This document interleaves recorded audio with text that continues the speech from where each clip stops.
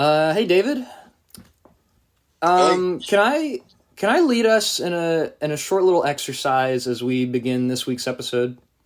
please do. Okay, Steelers fans, listeners, I'd like you to stand up. I'd like you to take a deep breath. I'd like you to feel the oxygen flow throughout the inner mechanisms of your body. In and out. In and out. Yep, you're doing good. One more time. In and out.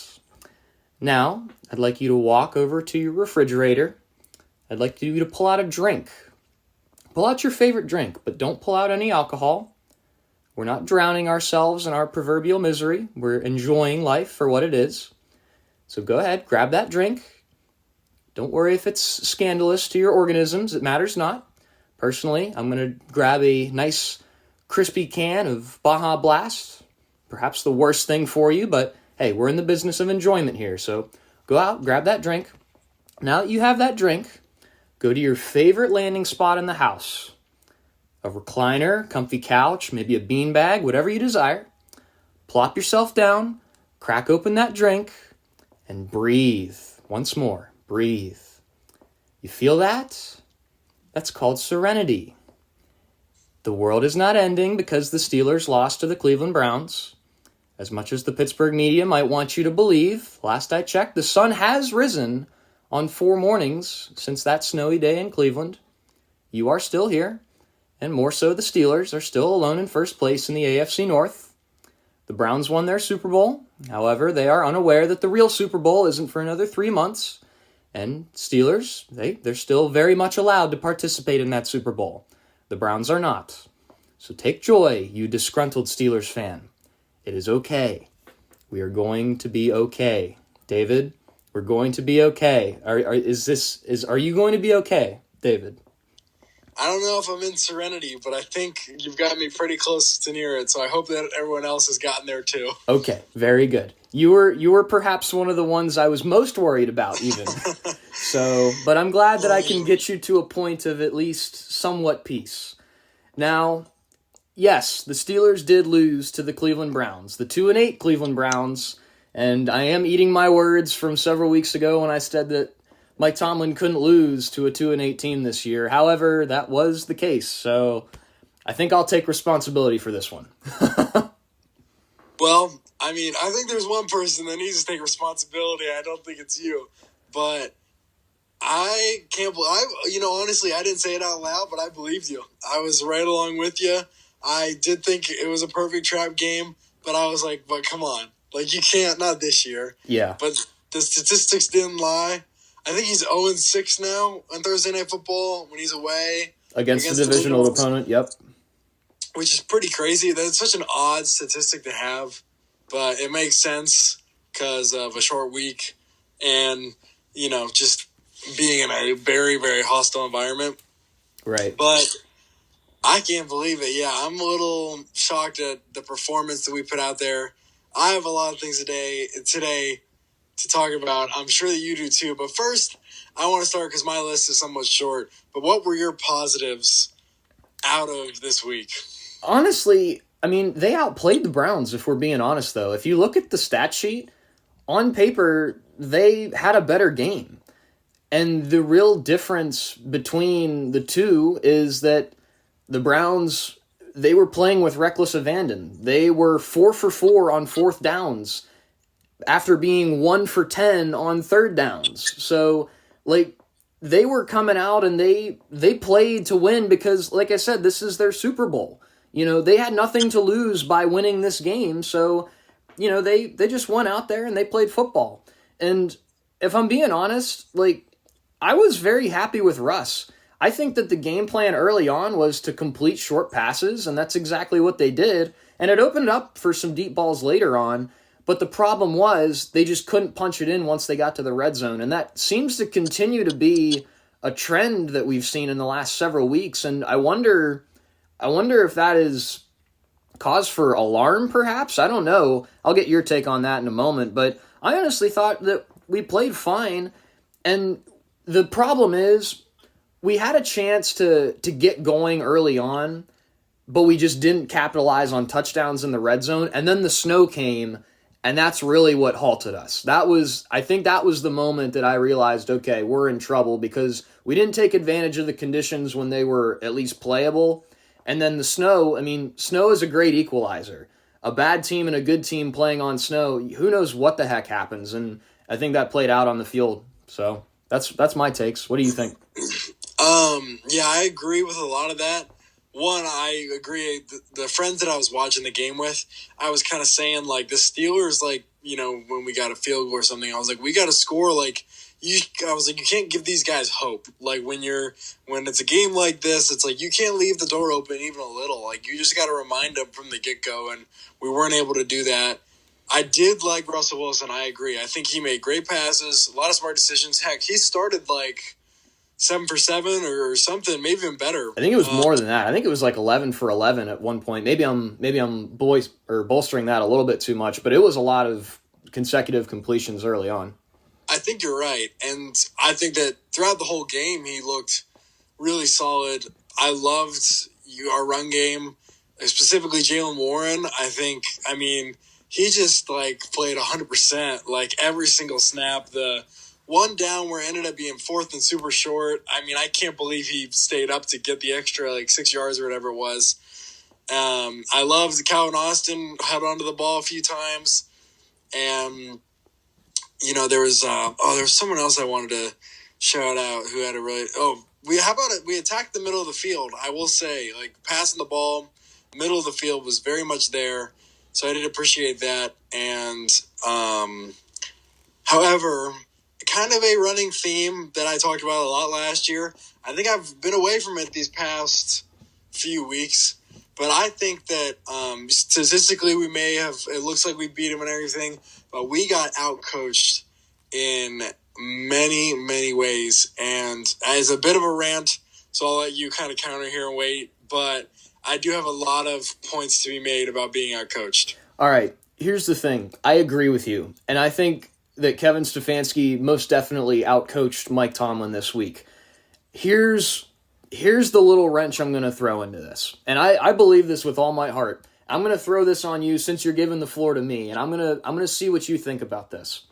Okay. If you go back to when the Browns beat the Ravens, I think that was 3 weeks ago. Yeah. You could tell it was a kind of a similar game where the Ravens never put them away. They allowed the Browns to just continue to hang around and fester. And Jameis Winston, if he's given that opportunity, will take advantage of that. That was, I believe, John Harbaugh. I think that was his problem in that coaching. I think Stefanski outcoached him in that game. And immediately after that game, I have this thought. And again, I have nothing to back this up, but this is just my personal thought. I am 100% convinced that the Browns completely looked over their next 2 games. I believe it was the Chargers and then the Saints.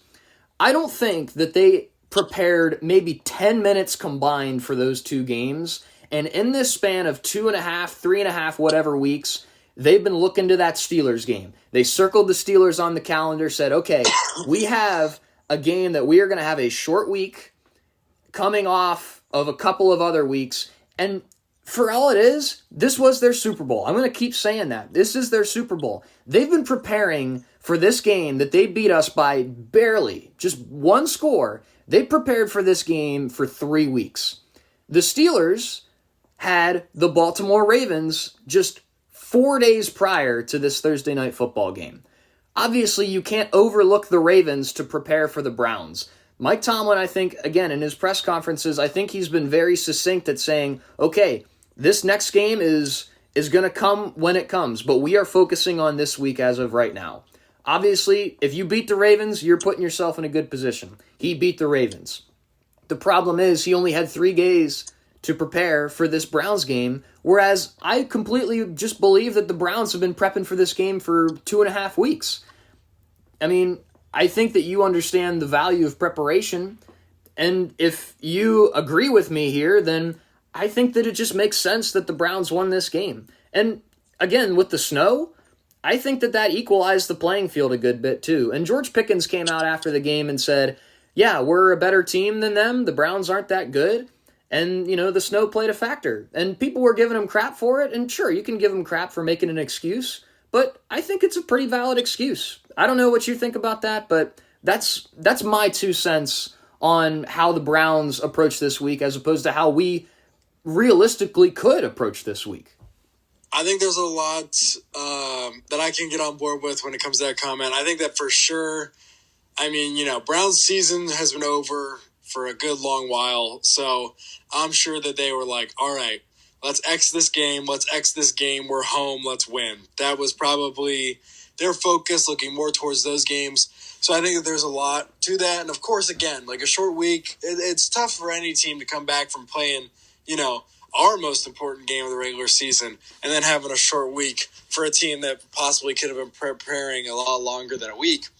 And so I do agree with a lot of what you said. However, kind of like with Pickens making a bit of an excuse, I'm not a huge fan of excuses. I totally I get it, but also there were a lot of things that I saw or heard Kirk Herbstreit talk about where I'm like, wow, that would have taken a day to pick up on. I don't know if you needed a full week to adjust. And we know this. We know Mike Tomlin doesn't adjust. We know it's a problem. We know he doesn't game plan. It's his one game plan to start week 1, and it stays that way for the rest of the year.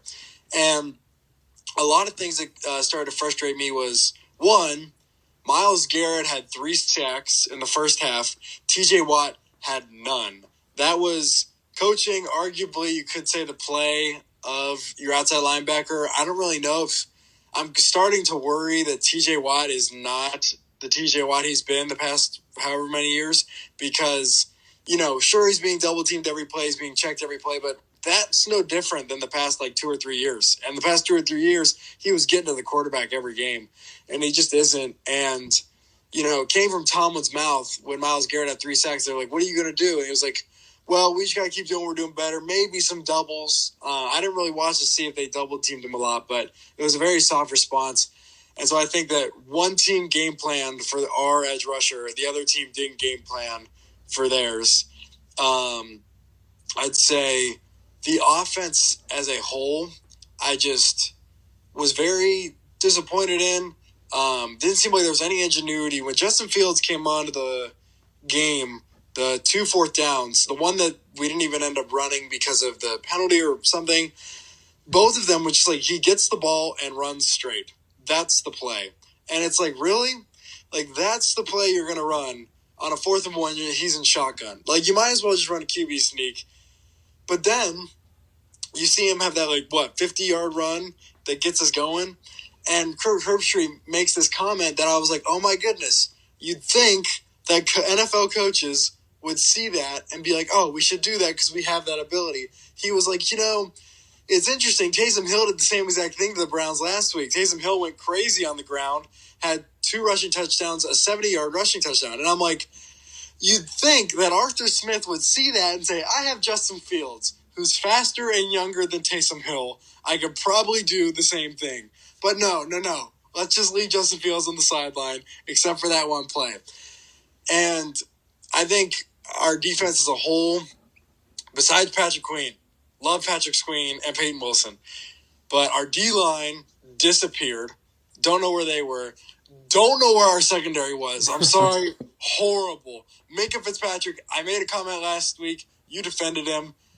He's got to appear. He is gone. And I think that overall, this has me slightly concerned, not as concerned as I was saying I was going to be, but a lot of those things make me just contemplate if this is the same old Steelers. I don't know what you think about that. I get pretty much everything that you're saying, and I'm not gonna contend with the fact that Tomlin got outcoached this week, but again, I'm just gonna go back to saying that I don't think that he really had much of a shot this week. Now, I will say, with that Justin Fields comments, I think they brought him in too late. Because I think that he did give him a spark. Now, again, not that Russ played bad. He just didn't have the finishing touch that Justin Fields seemed to have. And there was one play specifically that if this play goes a different way, then probably we win the game. We got the big stop against the Browns. I think it might have been with 4 minutes left in the game. And then we get back onto the field, and Justin Fields comes out onto the field, and we have a 3rd and 1 deep in our own territory, and Fields actually throws a deep ball to George Pickens that probably should have been pass interference. And here's the problem. That was his only throw of the game. And I think that if they would actually have let him throw earlier, I think it might have led to some longer drives. It might have led to some more fluidity with the offense. And I guess the thing is, they're just scared to let him throw. And it seems as though that play design was to just draw a pass interference. And I think that it should have been a pass interference. And if it was called as such, then I think we walk down, we win the game pretty easily in that way. But it wasn't called that way. And again, a lot of different things. You don't like to talk about the refs. I don't either. But, that is one play that you can kind of circle and say, okay, that probably was pass interference, and they did what they were supposed to do on that play, and it just didn't work out for them. And then after that, it was a Corliss Waitman shanked punt. For the first time all season, it was a 15-yard punt, and that was what allowed the Browns to have a short field and go down and score. So a lot of things had to happen this week for the Browns to win, and the Steelers just about pulled it off. I mean, they were losing for a good bit of the game, and they found their way back in. I mean, that long touchdown to Calvin Austin was great. That was one of Russ's best throws, I think, since we have seen him. So, I mean, I honestly, I'm not concerned with the outcome of this game. Maybe a slight a bit concerned, but I think, again, just with everything that happened, I wrote some things down too. Russ was wearing a Pittsburgh Pirates hat when he was walking into the stadium, so immediately that is just like, oh, shoot, that has losing written all over it. So I didn't like that. When Boz missed his field goal, that's like, okay, this game is cursed. And then, once the snow started, it's like, oh, this is Christmas in Cleveland. This is their happy Hallmark movie, scene or whatever. The snow is falling. They're going to beat the Steelers in their Super Bowl. Everything is great in the land of Cleveland. We were destined to lose this game, which for more reason than, I'm not that concerned about it. So, I don't know. I don't think you agree with me in that regard, but that's my personal opinion. Yeah, I agree. I don't think the world's falling apart. I think you just have to be very delicate with how you handle this week. And I think that the team, it could be at a fragile point because it's like, oh my gosh, that's a 2. I mean, granted, these guys are used to losing to 2-win teams, so they may think nothing of it. But, it's a tough, another road game this upcoming week. So it'll be interesting to see kind of how they battle back from that. But I agree. And this is nothing against Russ, kind of agreeing with what you're saying, where it's like, Justin Fields just brings a spark that Russ doesn't have. I don't know what it is. I don't know what the difference is. I can't put my finger on it. But, when Justin Fields came to the game, I was like, okay, all right, come on, we got some energy. And, I do agree with that play call. I feel, or the penalty call, I feel like the refs the whole game were kind of just a little more loose. They were kind of more, let them play, which is interesting when, just some games they decide, oh, let's not call anything. And some games they're like, let's call everything.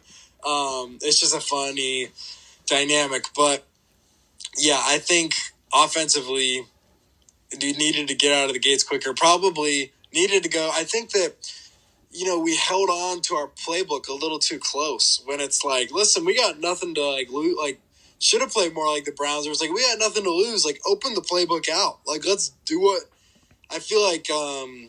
My dad put it so smart or so well. And he put it so well where it's you almost psych yourself out and lose the game. Where it's you try and be too smart and you try and outthink yourself when you're this is what they think we're going to do. Let's do this. And then you're you just think yourself out of a win.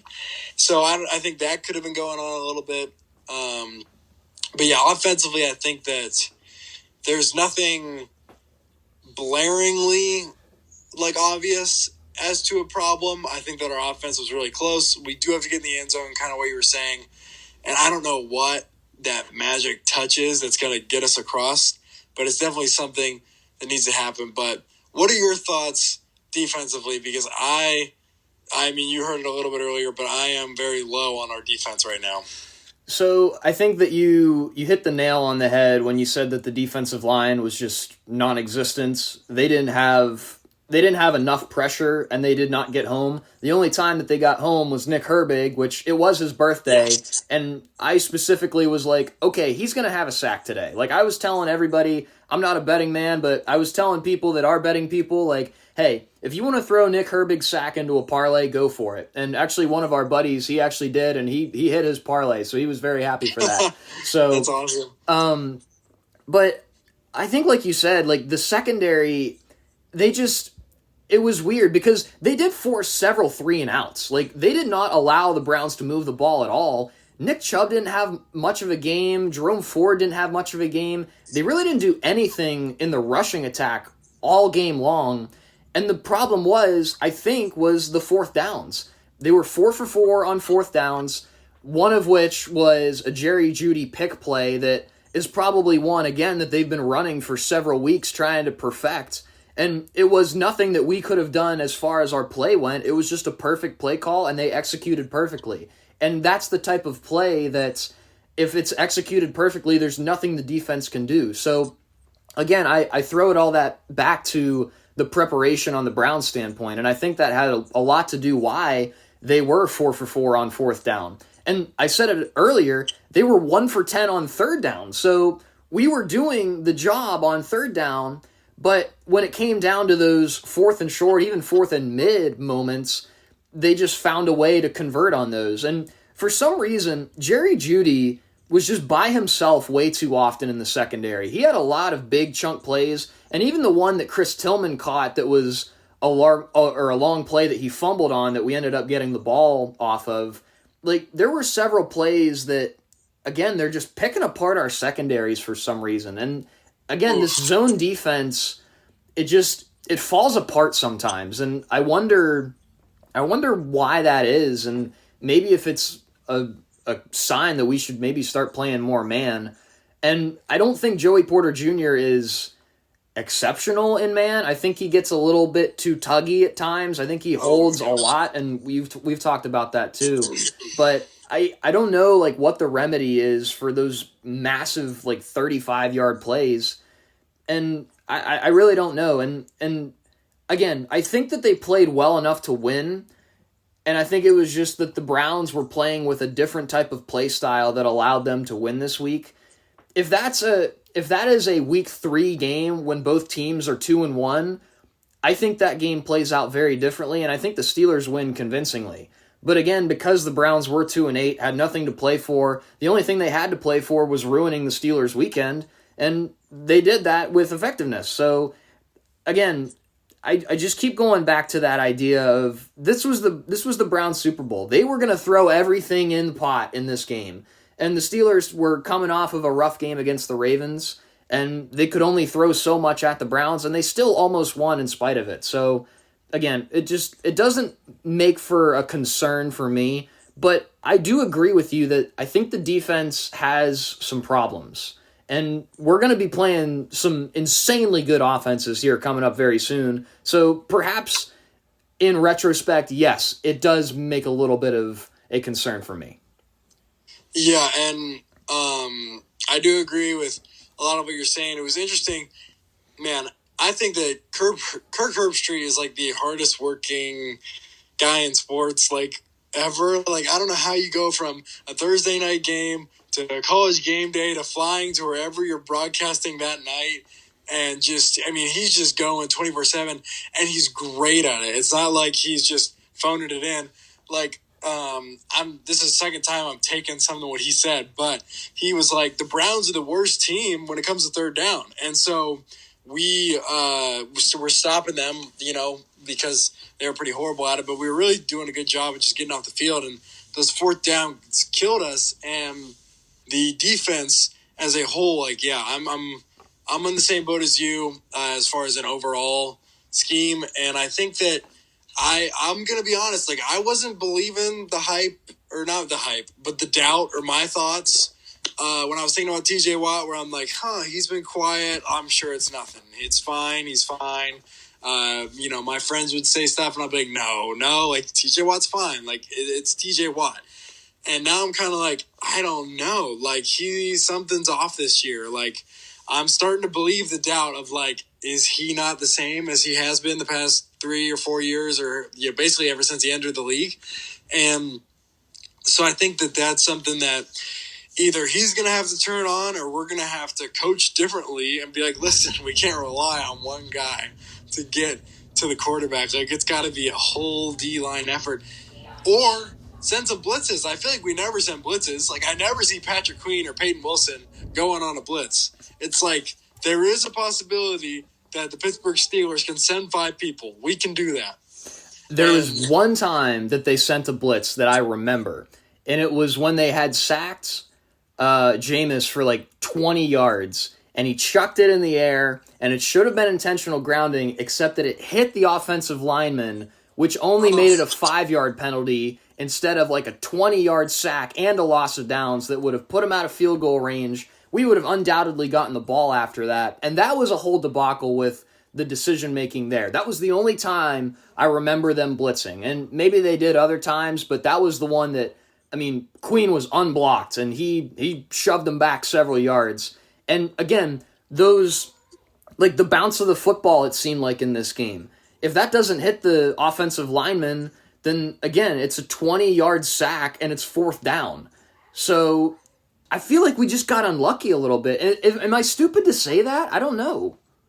I think there were plays like that. I do know what you're talking about, where it was like, that was unfortunate. But I think this game was still definitely within our grasp and within our reach to win, and choices that could be made. But yeah, that play call, or that penalty call was very unfortunate. I think they're getting very loose with the grounding rule. Like, there was a play yesterday where Geno Smith was in the end zone and threw it, didn't even get past the line of scrimmage, and like the announcer was just, honestly, it was going on a rant and just saying, like, this is so horrible that we're rewarding a quarterback for just throwing it into the dirt. And I agreed with him, but I think that, and the point I'm going to mention that I think I'm going to ask you, because I don't know what your opinion is on it. I have an opinion. So we get them on the last drive to a 4th and 2. They're just around field goal range. Obviously, it's snowing. The weather's horrible. And there was a penalty on them. I forget the penalty call. It might have been that one that you just mentioned. It was. Yeah. So it was going to be 4th and 2. Mike Tomlin was like thinking about declining it, but then he was talking to the refs, and then he decided to accept it. But when he accepted it, it went back to a 3rd down, but it was 3rd down and 7. Now, and then obviously that was the only 3rd down that they converted. But I didn't even put that together. That's hilarious. Yeah, so it was a classic. But in my opinion, it's a high tense situation. They're at that 4th and 2. Instead of like Mike Tomlin saying, "Let me make this decision right here," it's like, put the decision on Stefanski. Like, it's 4th and 2. There's not that much time left. Are you going to kick a field goal right here? You're kind of in range, or are you going to go for it? And if they go for it, rely on your defense to be like, listen, we've given up some 4th downs before, but let's like stop them here. It's 2 yards. Like, we can stop them. So I honestly think that making it 3rd and 7 instead of 4th and 2 was the wrong decision, because you had them in a 4th down. Like, you had them right where you wanted them, where they'd have to make the choice versus them just having their way with you. So I don't know what your thoughts are on that, but I thought that was, in my opinion, I thought that was somewhat game-changing and defined the end of the game. That kind of sealed the deal for us. Was I really didn't like moving it back to 3rd down, where it was like our defense earned that 4th down and we gave it right back to them. Yeah, I do agree with that. I'm not going to contend and say that Tomlin is justified in the decision he made there, because I don't think that was the right decision. I think that, again, it's 4th and 2. Like you said, you make this a decisive play. The fact that they had more yards to go, but it's only 5 yards, and they have 2 plays to get it. And like you said, they've been solid on 4th down all game long. That's one where you have to say, okay, you're going to beat us right here, because they weren't going to kick a field goal from there. That would have been stupid. And even if they did, we would have gotten the ball back with plenty of time and probably would have gone down the field. So I agree with you there. And then the other thing that I think that Tomlin missed at was not letting Nick Chubb score on his first effort. I believe it was on a first down, and then Yep. he just ended up scoring on that second down play, and it probably wasted about 35 seconds. So I don't know if it just didn't get communicated to just let him score, or if they really truly thought that they were going to stop them there. I mean, the Steelers were working with one timeout. The Browns were at the 2-yard line. There was no business in just trying to delay the inevitable there. They should have just let Chubb score, and they would have probably had, I think, 1:20 with one timeout left at the end of the game to go down and score their own touchdown, which, with the offense on that last drive, I mean, they got to, I think, the 35, the 37-yard line with no time left. So you give them 30 more seconds, I think that they probably could have actually won the game in a more normal manner. And they had that timeout that would have been at their disposal. So I think not letting Chubb score was a huge mistake in that regard. And that was definitely something that probably led to just the way that the game ended up turning out. Yeah, no, I agree. I think that he was so close to scoring on that first attempt too. It was like, oh, just like push him in. And so I agree with that, like getting more time. And one thing, kind of talking about the end of the game, one thing I saw that I really did not like was a lack of effort. Especially like the specific play I'm thinking of is the Hail Mary play. I mean, it looks like that no one wearing a black and gold jersey was trying to catch that ball. It was like, I don't know if they couldn't find it in the air, but it's specifically like Mike Williams, like it just hit that Browns player in the chest, and Mike Williams was like, oh, it hit the ground, whoops. And I think that the reason that being could be, and I think this is the truth, but this could be the result of why it looked like he wasn't really trying, was I don't really know if we're utilizing our players to the best of their abilities. Like, we got Skoranek in the whole game instead of Mike Williams. Like, what are we doing? Russell Wilson threw a fade route, I think in the end zone, to Cordarrelle Patterson. What are we doing? Third string, I love Cordarrelle Patterson. Third string running back versus however tall he is, Mike Williams or George Pickens. Like, we need to start using our players. I don't know why we mishandle specifically offensive guys, but we mishandle them so poorly. It's like we need to be like, listen, these are our best players. Put them on the field. Like, I don't understand why we don't do that, and I think that could be becoming something defensively because of Watt and Fitzpatrick's disappearance. Maybe we're not using them. Like, I mean, Watt's doing the same thing he's always been doing, but maybe we're not using Fitzpatrick the way he needs to be used in his go and make a huge play instead of tackle a guy and guard the tight end. You know what I mean? Yeah, Minka was non-existent in this game as well, and he didn't even have that many tackles. I mean, everything was happening in front of him, and he just wasn't involved in any of these plays. And Jameis never really threw down the field, but even when he did, Minka wasn't anywhere to be found. So I think that does have something to do with the scheming. And I'll be honest, for several weeks, I was thinking, okay, like, I'm fine with spreading the ball around because I think we have talent in places. Like, I love it when we give Darnell Washington touches. And some people say, well, he's taken stuff away from Pat Freiermuth. And yes, I agree, but I think Washington has held his own in that role that he's played. But I agree with you in that I think that we are kind of outthinking ourselves. Why are we throwing a fade route to Cordarrelle Patterson? Why isn't that Mike Williams or George Pickens? Because now we have two of the guys that fit that description for a fade route on a 2-point conversion. That just makes too much sense with those two guys. And like, why do you trust the 34-year-old running back wide receiver hybrid to do that when you got a 6'4" Mike Williams or a 6'4" George Pickens? So I am starting to kind of agree with that, and I don't want to become one-dimensional because there's some teams that they just throw to one guy, and I think George Pickens is capable of being that guy. And I think the reason why I was okay with spreading the love is like, okay, I don't want to be one-dimensional, but George Pickens is that type of guy that I feel like can do that type of stuff. You think about like Justin Jefferson. They throw his way like so many times a game, and now they have Jordan Addison and TJ Hawkinson are back, and I mean the Vikings, they put up, a million yards yesterday, so we don't have necessarily like the talent to be able to do something like that the way the Vikings are. But why not just go after George Pickens? I can't imagine that, what is it, Greg Newsome? I can't imagine that Greg Newsome was locking him up all game, right? No, and I completely agree that it's like you have these guys here, there. Like, I think we are just thinking to ourselves, where it's like, go to these guys until it fails. Saquon Barkley had 255 yards last night, and do you think the Eagles were like, oh, let's fake the Rams out and let's run with our backup here. Let's see what they think of that. It's like, no. They were like, let's run them until we can't anymore. And then they still ran them. So it's like, you know what works for your team. You know who your best player is. How about we use them? And we put them there instead of making them, I don't know, decoys or not even putting them on the field. It doesn't make sense. I don't understand what their theology is with not utilizing the players to the best of their abilities. It just, whatever they're thinking isn't connecting in my mind. And I think as far as the rest of the league goes, the teams that are doing well, they don't really get it either. So it's very confusing.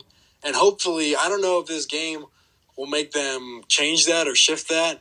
But kind of looking into next week, what are your thoughts on our team? What do you think might change?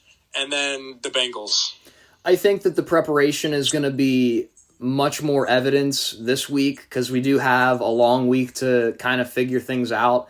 And again, I think that it means a little bit more because it is the Bengals. And maybe we did kind of overlook the Browns in a way. I think you could maybe make that argument. I don't think we necessarily did, but I think that it just happened that the Browns ended up winning this week by a couple of bounces of the football.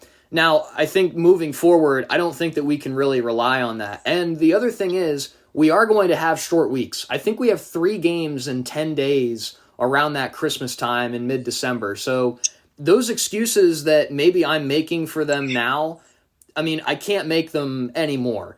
And that's the problem with losing this game is that you don't have that cushion that you would have had if you won.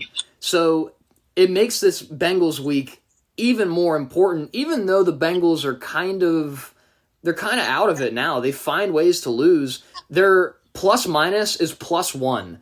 And it's because they've given up almost 300 points this year. So their defense is just Swiss cheese.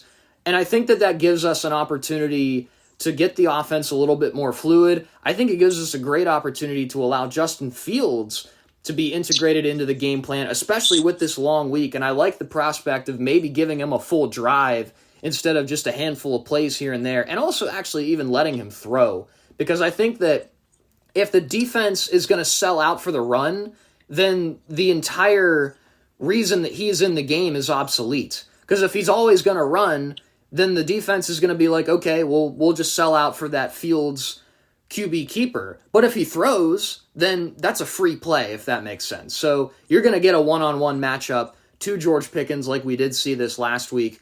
And the defense has to show up this week too. The Bengals, they're putting up a lot of points.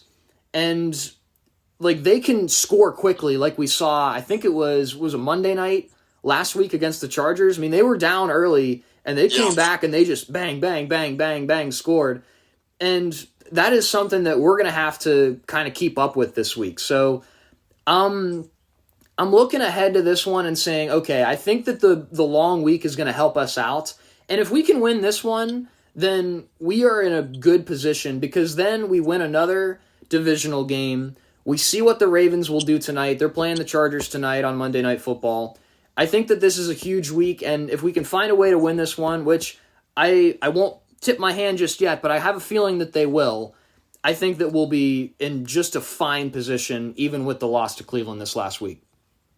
Yeah, I do like a lot of that. I think there's a lot of good points to that. I forgot and didn't realize that we have more shorter weeks, so that'll be interesting to see as the season kind of wraps up, comes to a close, how those will affect us. I'm not as hopeful when it comes to this week. I think, it's good that we've had a long week, but the Bengals, they're coming off their bye week, so they've had more time than we have had to prepare for this. And I'm sure that they're feeling the same way as the Browns did when, we're going into Cincinnati. They're probably thinking we're vulnerable now, especially. And I think just honestly, the biggest point I have is just their offense. I do not know if we can slow this offense down. Kind of like what you mentioned, where they scored a ton of points towards the end of that game to get them right back in it with the Chargers. And they've scored a ton of points in almost every single game they've played. I think there's 2, maybe 3 games where they haven't really done much. I'm torn because I feel like Joe Burrow tends to have good games against us. Him and Jamar tend to do what they do. And with that being the case, we saw what they did against the Ravens 2 times. They lost both times, but they still went crazy. And so, if the Ravens and Steelers are so similar like that, and we both lose to the Browns in Cleveland, I could be very similar to where the Bengals offense does go off. And I don't know if our offense can throw punches like theirs does. I think that the difference in the running attacks between the Steelers and the Bengals is the difference in this game. The Bengals have not run the ball very well, and frankly, they're not trying to run the ball. They're throwing the ball 50 times a game with Joe Burrow, and they're just making it to where, okay, you're going to beat Jamar Chase, you're going to beat T. Higgins, and you're going to beat Joe Burrow. That's their game plan, essentially. If we can find a way to run the ball and possess the ball and have the ball for the majority of the time, like we have for the last several weeks, we even controlled the time of possession in this Browns game. So if the rushing attack is there, and again, if we find a way to get into the end zone, we're having long drives. The days are over when we're going 3 and out. The days of Kenny Pickett are over. We're not going 3 and out anymore. We're sustaining drives. But the problem is getting 6 instead of 3. And that's the huge difference. And I don't know if the Bengals are built to prevent touchdowns in that way. And I'm kind of thinking that if the Steelers can run the ball effectively, then I think that we'll be just fine. And I think that if they need to throw the ball with Russ, I think that he, in better conditions, is going to do better. And again, Russ had a great game this last week. There was a very simplified game plan. He was completing short passes. And honestly, I think that they should just do more of that. Don't try to bite off more than you can chew. Don't try to run on 2nd and 9 when you get 1 yard. Let's just complete these short passes. Let's get 4 to 5 yards each time. And if you do that every time, then you're going to walk down the field. So I think that if that's the game plan this week, I think they'll be just fine. I'll give my score prediction to kick things off. I think that the defense, I don't know if it improves necessarily, but I don't think it lapses in any way. So I'm going to say that the Bengals are going to score a good bit of points, but I also think that the Steelers are going to score, and I think they find a way to get touchdowns instead of field goals this week. And I'm going to say the final score to this one is 26-24, Steelers win. Wow, okay. I think that I got to go with my gut. As much as kind of what you were saying, especially towards the end, I was like, yeah, we can definitely win this game. I think we're going to win this game. And I am hopeful. I do think it's going to be very close. However, just based off my gut, I got to go with a loss. I think it's going to be a close game.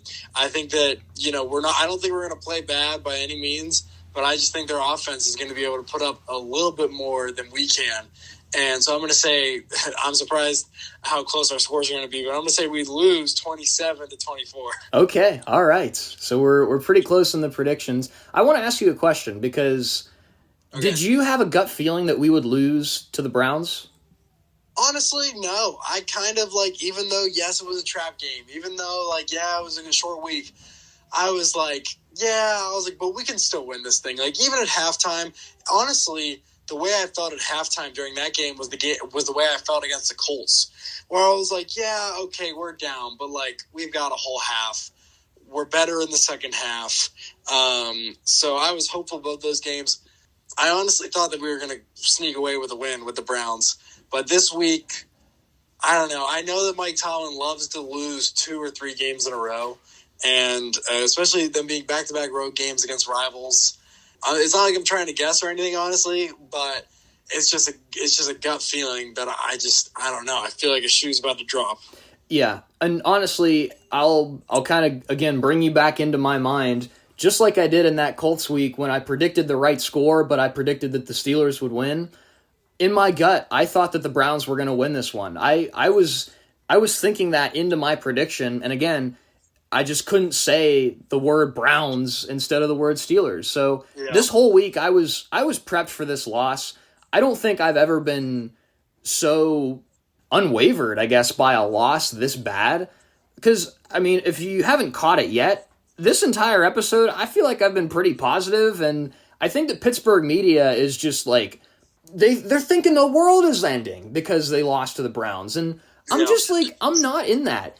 I was mad when they lost, but it took me all of like 5 minutes to get over it, which taking 5 minutes to get over a Steelers loss is just unheard of. Even when it's a good loss, like, I hate it when the Steelers lose. It ruins my week. But this loss, like, it really just did not mean that much to me. So I have a lot of optimism. I think they bounce back. I think they'll be just fine. Yeah, no, and that's interesting. It's interesting that you had such a gut feeling with that game, because I remember that's how I was with the Patriots and the Cardinals last year, where I just kind of like knew that was going to happen. And yeah, I mean, I think we both have like fought our guts this whole season, I feel like, and tried to go back and forth, and we just gotta go with them from here on out, because they tend to be right. Well, at least one of ours does. But yeah, I do agree that, like, listen, let's not overreact yet. It is one loss. We still only have 3 losses, and this isn't like college football where people, for the most part, aren't really going to be looking at what those losses were if you can win your division and get to the playoffs. So I think that you just got to throw that in the rearview mirror and don't look back. And we got to move forward like the team. And we got to not watch the Commanders the rest of the year, because I don't know what the heck is going on there. Yeah. We got to remember that they were 7-2. I think they were 7-2 when we played them. So we got to remember that. We got to remember how good the Ravens are, and we beat them. So I think that, yeah, we just got to look forward and keep getting better. I think, yeah, it's definitely not over yet. Obviously, we'll see how these next few weeks go. I think that you sum that up perfectly. You take a look at our wins. I mean, again, we beat the Ravens. I think losing to the Ravens would have been more detrimental than losing to the Browns. If you were going to lose either of those games, losing to the Browns means nothing in terms of tiebreakers. But you still have beaten the Ravens, and even after this week, after tonight, we will still be in first place and control our own destiny when it comes to the AFC North. And winning the AFC North guarantees you a home playoff game. And the 1 seed was never in play. As much as people want to tell you, the 1 seed was never in play. I don't think that people truly understand that that was not the case. I was never thinking 1 seed was a possibility, and it wasn't. People that were trying to shove that down people's throats, you're delusional. That is stupid to think that we could have gotten the 1 seed this season with the way that the Chiefs have black magic and the way with the Bills actually playing like the Bills have been for the last several years. So the objective right now is to snag that number 3 seed, to win the AFC North, and to have that home game probably against a team like the Ravens or maybe the Broncos or something like that. So as far as that goes, they have succeeded in that way, and I don't think there's any reason to hit the panic button. There's no reason to think the world is ending. Let's go out and let's beat the Bengals this week, and let's get right back on track. Yeah, absolutely. I completely agree. I think that we have proper expectations, and they are hopeful, and I agree with the 1 seed. I honestly was never thinking that. I do think we're going to beat the Chiefs, however. I predicted that in the summer, and I still predict it now, especially now after last Sunday. The Bills do scare me, I will admit. But, yes, I agree with you that, look, we can't start swimming in the water that everybody else is in Pittsburgh. The team's got to stay steady and just, again, I think that's the key, is just you got to remind them what a good team they are. They got 8 wins. They're quality wins. They have so many wins. They have the most wins in the league against winning teams. So just remind them of that. Remind them how much we hate the Bengals. and how much they stink, and we don't like to be there. So I think, just a good week of reminders will, I think, get this team back on track. And the humbleness that comes from losing to the Browns, I think, is also healthy in a way as well. So I think all in all, this could end up being one of those losses that we're glad we had by the time it's all said and done. So again, you bounce back, and I think the players are understanding that. I believe in Mike Tomlin. I don't know if you do. I'm not going to ask if you do. We'll save that conversation for another episode, but I think they bounce back. I think we'll be just fine, and I think you broke it down, even though you're a little bit more worried than I am. So the fact that you can say that, I think that gives a lot of encouragement to people that might be listening. I was actually, this reminded me, before I do this, one quick thing is it'll be interesting. I almost like now that Russell Wilson has a loss, like it's like, all right, he knows what that feels like with the Steelers now. Let's see him bounce back. Let's see him lead the team. And I think he's a great leader, so I'm excited to see how he leads from that. I want to shout out,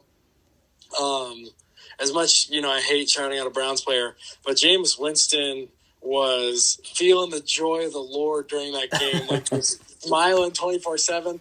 I was with all my friends, and they were like, man, I want to root for the Browns now. I'm like, listen, I know, I get it. He loves Jesus, but you got to root for the Steelers. And it was just, that was cool to see at the beginning of the game and the end. But, and then you told me something this week about some fans from another country. Yes. So as we finish this week up, we do want to shout out our listeners from Helsinki, Finland. I have access to where our listeners are from, and some of our best and most consistent listeners are from Helsinki, Finland, which is just even more proof that Steelers Nation is not just Steelers Nation, it is Steelers International. Yes, it is the world. So if you guys are in Finland and you're listening to us right now, please find our Instagram, find a way to get to our Instagram at Boardman and Gold, and send us a DM, because we want to know who you are, and we just want to thank you for listening. And for all of you listeners, we've had some really, really impressive listenership numbers the last several weeks. Unfortunately, a lot of our best episodes are those outside perspective episodes. I don't know any Bengals fans, so we're not going to have an outside perspective episode this week. Unfortunately, you're looking at me weird. What are you thinking? I know.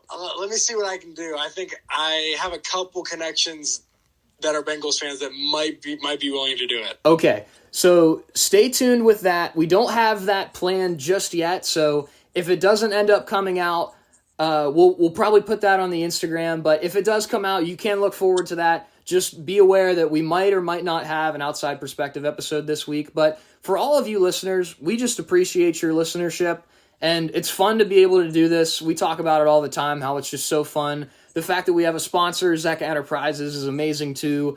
The fact that we can just talk about Steelers football for an hour each week just is such a blessing. And, it just gives us an opportunity to talk about our favorite football team and to just, even see each other and catch up in that way. And it's just great. And we love being able to do this. We hope that you guys who are listening love to listen to us too, because we don't plan on stopping anytime soon. So I guess if you hate us, well, you don't have to listen. But if you do enjoy listening to us, we appreciate you and we thank you. So Steelers Nation, keep listening. We're going to be okay. We're going to be okay. Don't listen to that crabby old white man Pittsburgh media that's going to tell you the world is ending. Listen to us young guys. Listen to us telling you, okay, we're going to be fine. Again, I hope that you got that Baja Blast on your desk somewhere right now. I hope you're still sitting in that beanbag. I hope that you're relaxing and listening to Boardman Black and Gold. And in that regard, we appreciate you listening.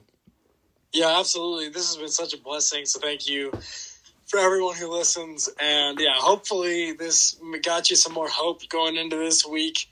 And me and Zane are filming this kind of early. So it almost is like, it's crazy. We got to wait like 5 days for the game to actually happen or something.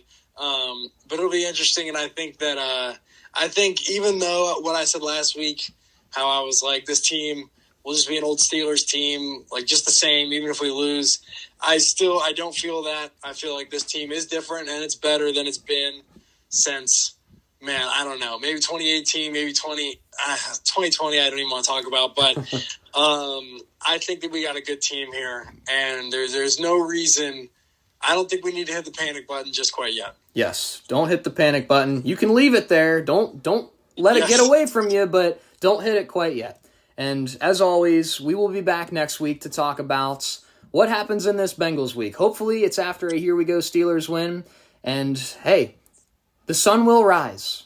Zane and David on Boardman Black and Gold will be back next week, rest assured. So even whatever happens in the Steelers game, don't worry. We will be back. The Steelers will be back, and Zane and David will be back. David, thanks for joining me this week. As always, Boardman Black and Gold is sponsored by Zecca Enterprises, crafting furniture solutions in northwestern Pennsylvania. Call 919-406-4679 to learn more.